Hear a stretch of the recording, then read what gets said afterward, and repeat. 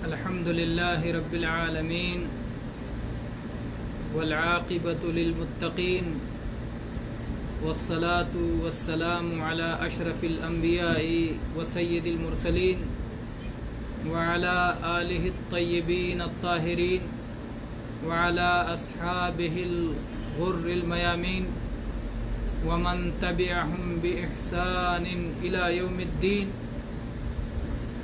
أما بعد. گرامی قدر مشاہدین و مشاہدات، گزشتہ کل سے درس کا سلسلہ دعا سے متعلق شروع کیا گیا ہے. آج اس کی دوسری کڑی ہے. آج کے درس میں انشاءاللہ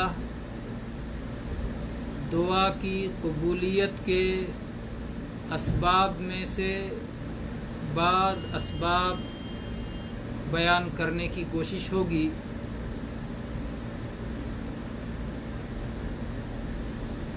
اللہ تبارک و تعالی کو دعا کی عبادت بہت پسند ہے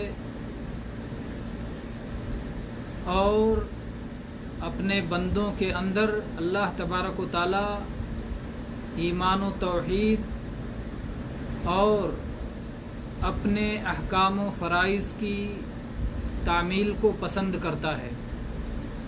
حقوق کی ادائیگی کو اللہ تبارک و تعالی پسند فرماتا ہے اور اللہ تبارک و تعالی نے قرآن مجید میں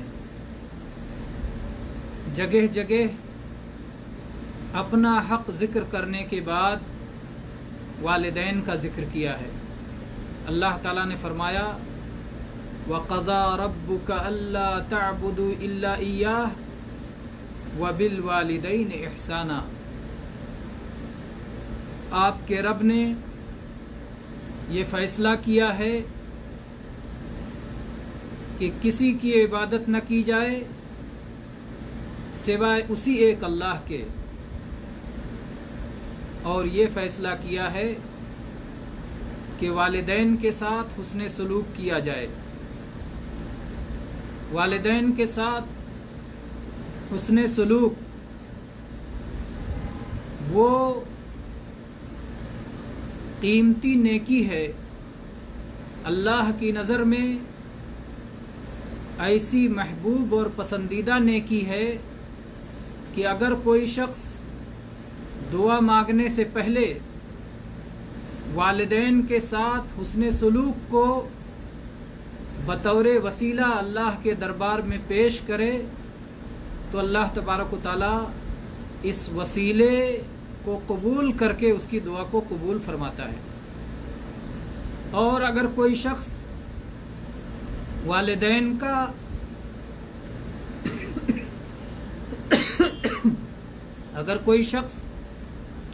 والدین کا فرما بردار ہے، ان کے ساتھ حسن سلوک کا رویہ اپنائے ہوئے ہے تو اللہ تبارک و تعالیٰ اسے مستجاب الدعوات بنا دیتا ہے، اس کی دعاؤں کو قبول فرماتا ہے. چنانچہ عمر رضی اللہ عنہ کی حدیث جو صحیح مسلم میں 2542 نمبر پر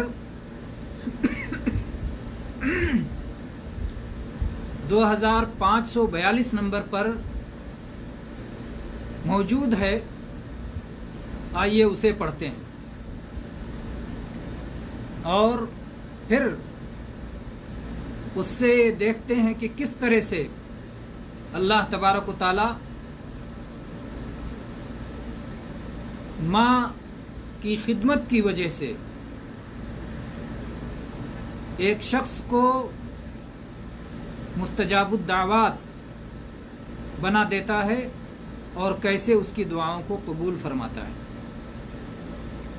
عمر ابن خطاب رضی اللہ عنہ روایت کرتے ہیں کہ رسول اللہ صلی اللہ علیہ وسلم کو میں نے فرماتے ہوئے سنا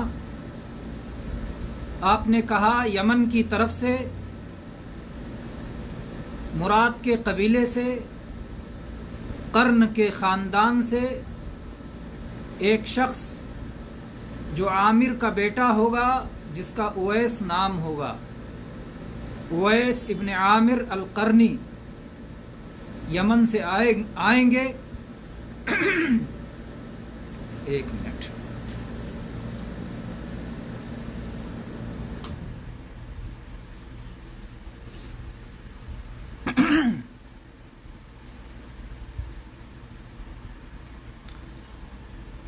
یمن سے اویس ابن عامر القرنی یہ آئیں گے۔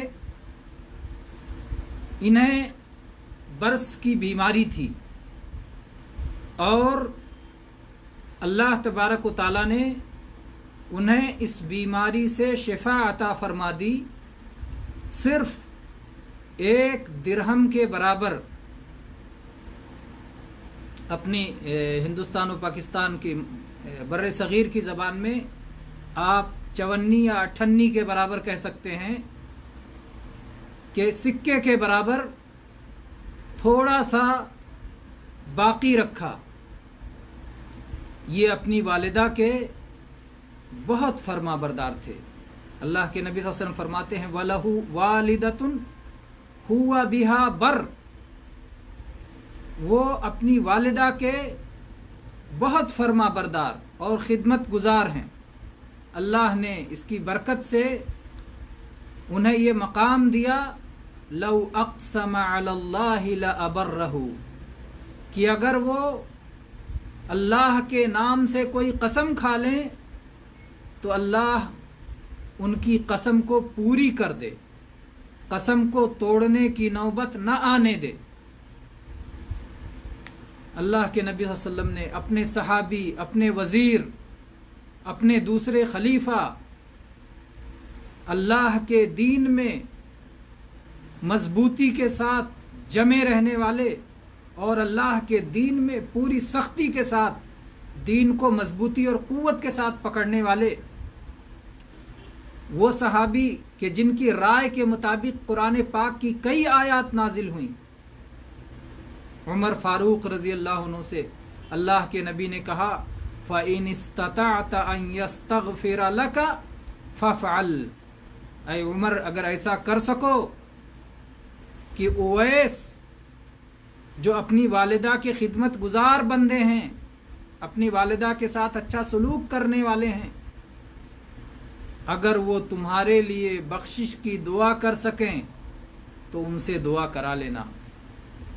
یہ مقام ملتا ہے والدہ کی خدمت سے، اور والدہ کی خدمت کی بنا پر کیسے دعا قبول ہوتی ہے، ماں کو خوش کرنے کی وجہ سے کیسے دعا قبول ہوتی ہے کہ اللہ نے ان کی اپنی برس کی بیماری، اپنے سلسلے میں بھی دعا قبول کر لی، ان کی اپنی برس کی بیماری کو ہٹا دیا، اور دوسروں کے سلسلے میں بھی اللہ کے نبی کریم صلی اللہ علیہ وسلم کے بیان کے مطابق کہ دوسروں کے سلسلے میں بھی ان کی دعا قبول ہوگی۔ اس لیے اگر کوئی ان سے ملاقات کر سکے تو دعا کی درخواست کرے۔ تو یہ رہی پہلی حدیث اور پہلی دلیل اس معاملے کی کہ اللہ تبارک و تعالی نیکیوں کی بنا پر اور حقوق کی ادائیگی کی بنا پر آدمی کی دعاؤں کو قبول فرماتا ہے۔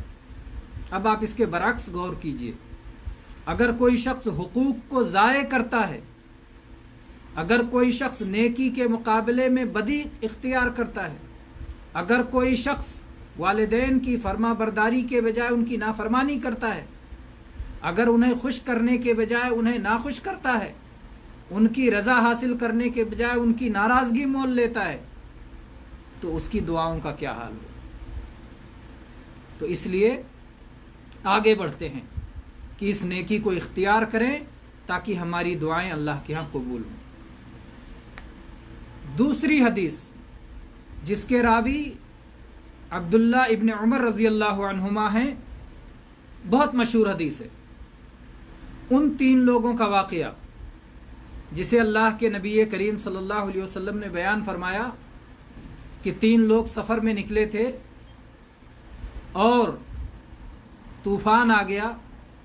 طوفان سے بچنے کے لیے انہوں نے ایک پہاڑ کے غار میں پناہ لے لی. اللہ کا کرنا ایسا ہوا کہ اوپر سے ایک چٹان گر پڑی جس نے اس غار کا دہانہ بند کر دیا، غار کا منہ بند کر دیا. اب کوئی راستہ نہیں تھا زندگی کے بچنے کا. باہر کے لوگوں سے رابطہ کر کے اس مصیبت سے نکلنے کا اب کوئی ذریعہ نہیں بچا تھا. ایک ہی صورت تھی کہ اللہ تبارک و تعالی غیب سے مدد فرمائے. سب نے آپس میں مشورہ کیا. 3 لوگ تھے اور کہا دیکھو اگر کوئی نیکی تم نے کر رکھی ہے جو خالص اللہ کے لیے، پیدا کرنے والے مالک کو راضی کرنے کے لیے اخلاص کے ساتھ، تو آج اس کی بارگاہ میں اس نیکی کو پیش کرو اور اس سے دعا مانگو تاکہ یہ مصیبت ٹل جائے.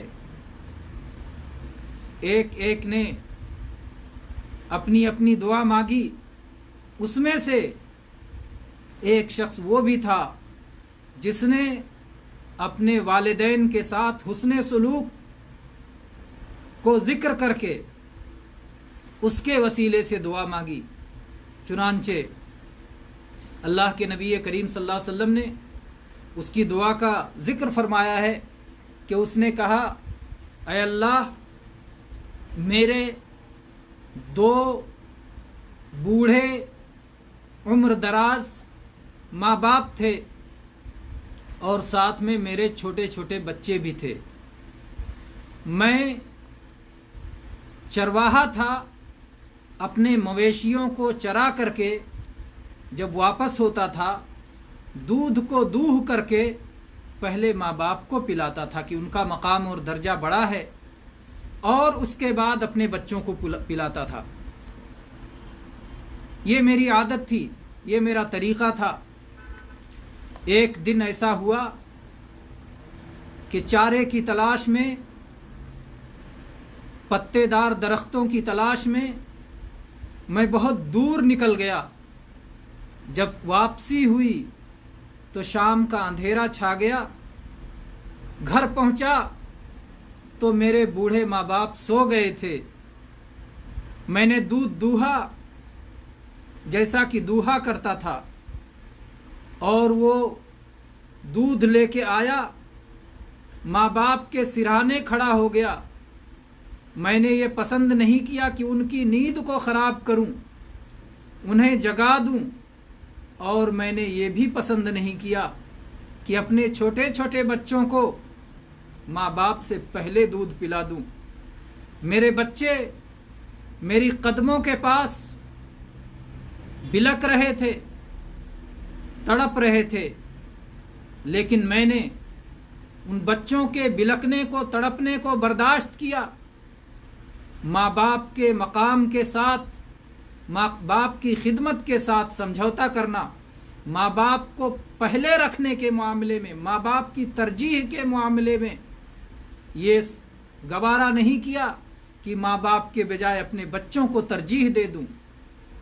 ان کے مقام کو باقی رکھتے ہوئے، ان کے مقام کا خیال کرتے ہوئے میری حالت یہی بنی رہی. پوری رات بچے تڑپتے رہے، میں سرہانے دودھ لے کے کھڑا رہا، یہاں تک کہ طلوع فجر ہو گیا.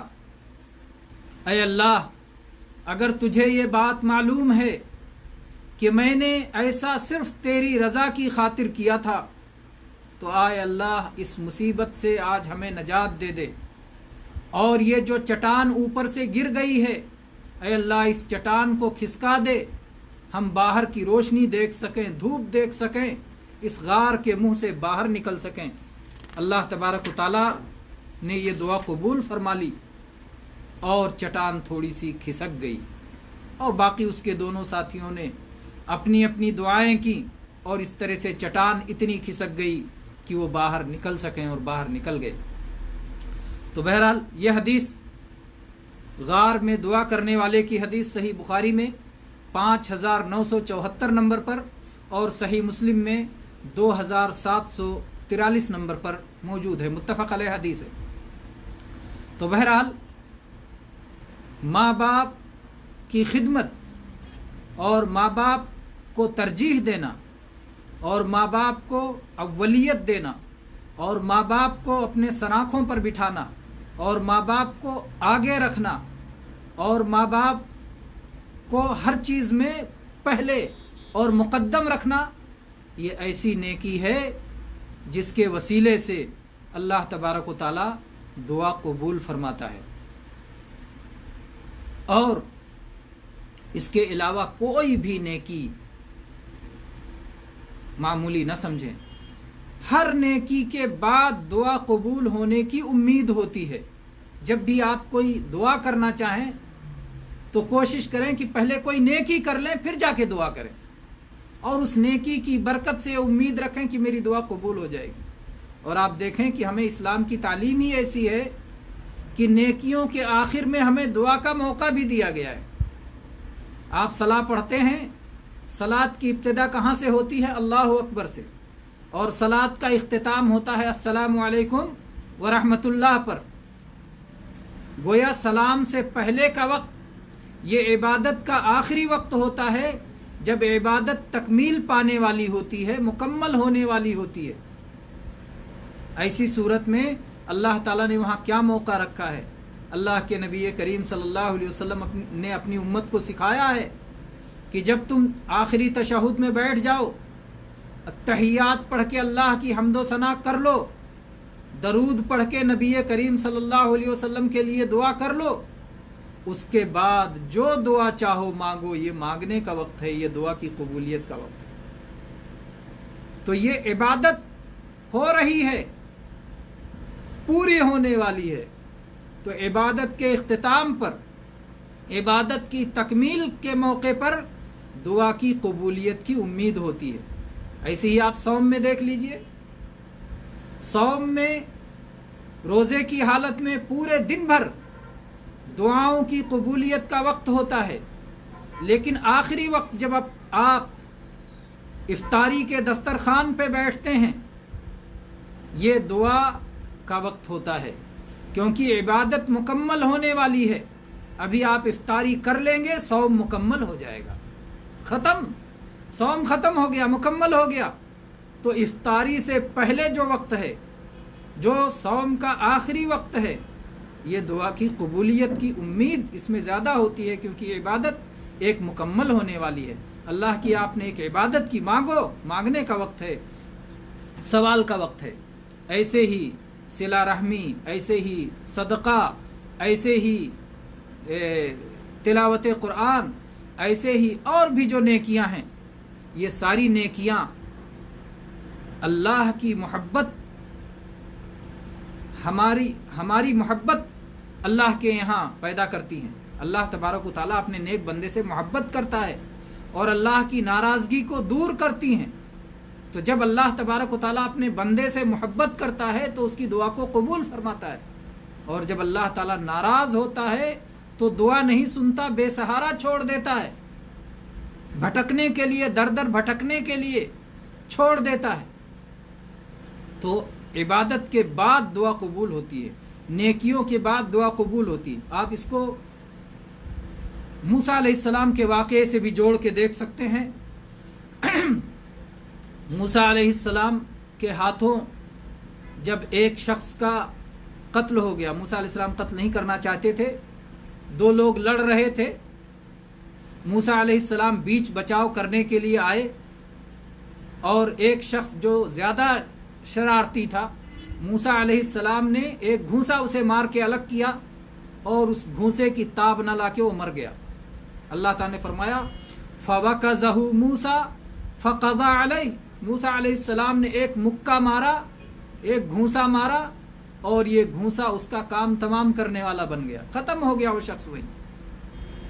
اب موسیٰ علیہ السلام کو بتایا گیا کہ فرعون اور اس کی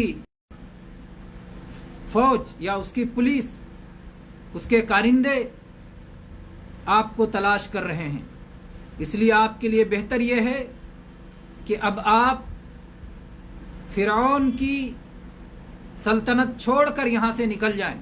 چنانچہ موسیٰ علیہ السلام راتوں رات ڈرتے ہوئے اور پیچھے مڑ مڑ کے دیکھتے ہوئے انہوں نے اس بستی کو چھوڑ دیا اور چلے گئے دور، جاتے رہے یہاں تک کہ ایک جگہ پہنچے۔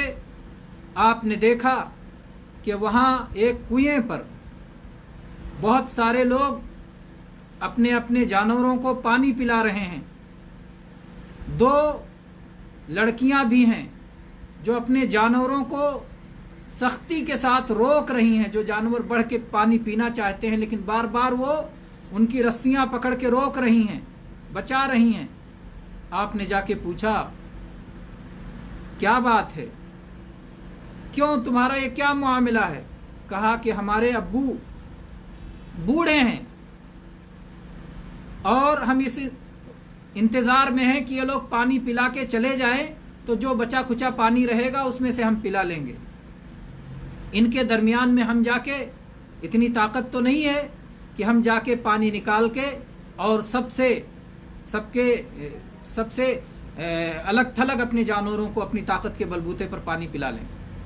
موسیٰ علیہ السلام نے کہا ٹھیک ہے، میں پانی پلا دیتا ہوں۔ آپ نے ان کمزوروں کی مدد کی اور جا کر کے پانی نکال کر کے ان کو پلا دیا اور پلا کے انہیں رخصت کر دیا۔ اس کے بعد میں اللہ تعالیٰ نے قرآن پاک میں فرمایا ہے فَسَقَى لَهُمَا، موسیٰ علیہ السلام نے ان کے جانوروں کو سیراب کر دیا۔ ثُمَّ تَوَلَّى إِلَى الظِّلِّ، پھر جا کے سائے میں بیٹھ گئے اور اس کے بعد اللہ سے دعا مانگی رب انی لما انزلت الی من خیر فقیر، اے اللہ تو جو کچھ بھی خیر نازل فرمائے، دیکھیں اوپر سے اللہ کے پاس سے خیر کے نزول کی امید رکھی جاتی ہے۔ رب انی لما انزلت الی من خیر فقیر، اے اللہ تو جو بھی خیر نازل فرما دے میں اس کا محتاج ہوں۔ انبیاء محتاج ہوتے ہیں تو اولیاء تو نبی پر ایمان لانے والے ہی ہوتے ہیں، وہ زیادہ محتاج ہوتے ہیں۔ تو موسیٰ علیہ السلام کہہ رہے ہیں یا اللہ میں تیرا فقیر ہوں، یا اللہ جو بھی تو خیر نازل فرما دے اس کے انتظار میں ہوں۔ نیکی کی، پھر دعا کیا اور اللہ تعالیٰ نے اسی نیکی کی برکت سے کیسے دعا قبول فرمائی، اسی کو راستہ بنا دیا۔ لڑکیوں نے جا کے گھر پہ کہا کہ ابو جان ہمیں مزدور کی ضرورت ہے، اور ان خیر من استاجرت القوی الامین، کوئی طاقتور شخص، کوئی امانت دار شخص، اس سے زیادہ بہتر اور کون مزدور ہو سکتا ہے۔ انہوں نے ان کی قوت بھی دیکھی اور ان کی امانت بھی دیکھی کہ اجنبی لڑکیوں پر انہوں نے خیانت والی نظر نہیں ڈالی،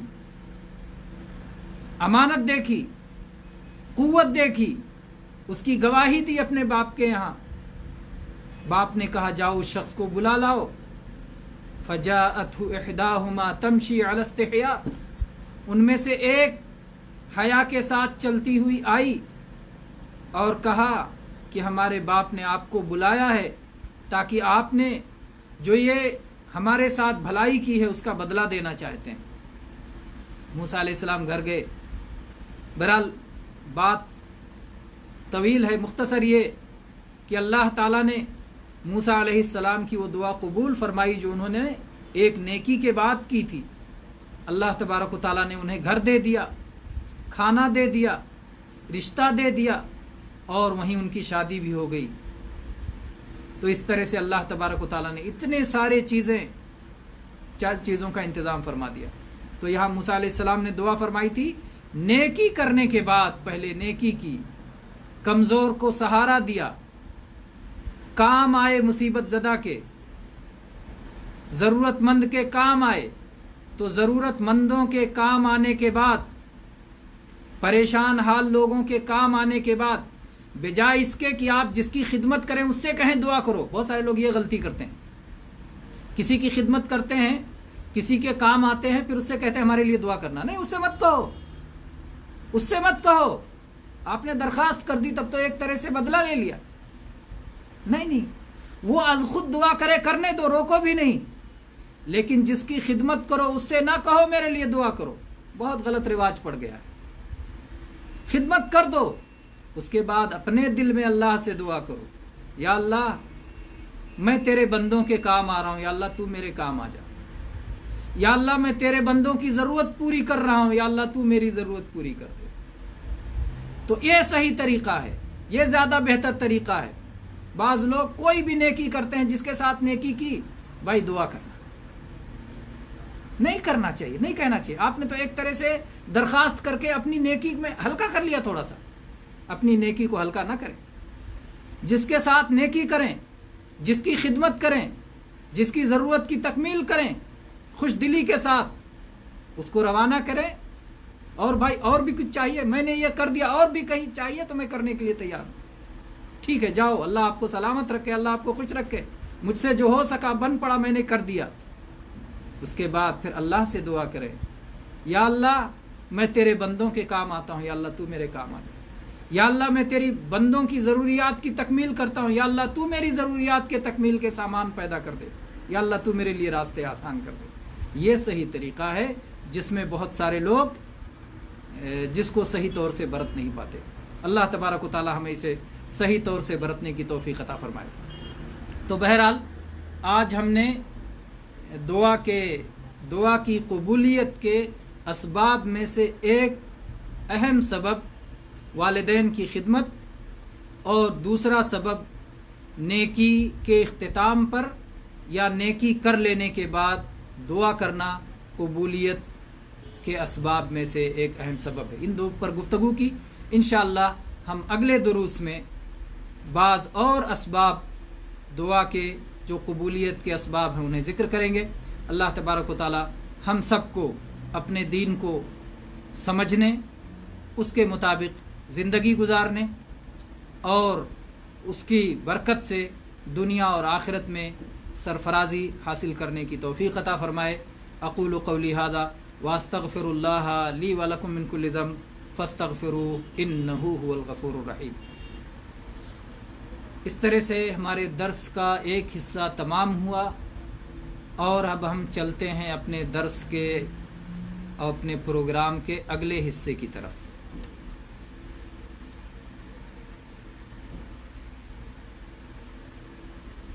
آج کے ہمارے 3 خوش نصیب ساتھی جنہوں نے پہلے جوائن کیا اور پہلے کمنٹ کیا، ابو زین العابدین، نذیر کوثر اور عبد الغفور قیصر صاحب.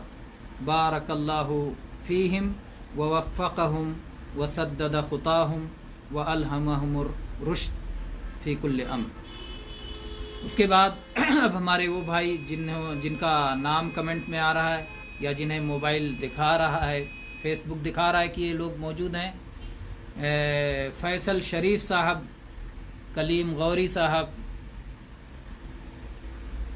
راشد خان صاحب، وسیم خان صاحب، خالد پپو صاحب، فاطمہ خان اور عبد الوحید خان صاحب. جزاکم اللہ خیر. جتنے بھائیوں نے سلام لکھا سب کے لیے وعلیکم السلام ورحمۃ اللہ وبرکاتہ. اور مجھے نہیں لگا کہ کسی بھائی نے کوئی سوال کمنٹ میں لکھا ہے، اس لیے آج شاید کوئی سوال نہیں آیا ہے جس کا جواب دینے کی ضرورت ہو.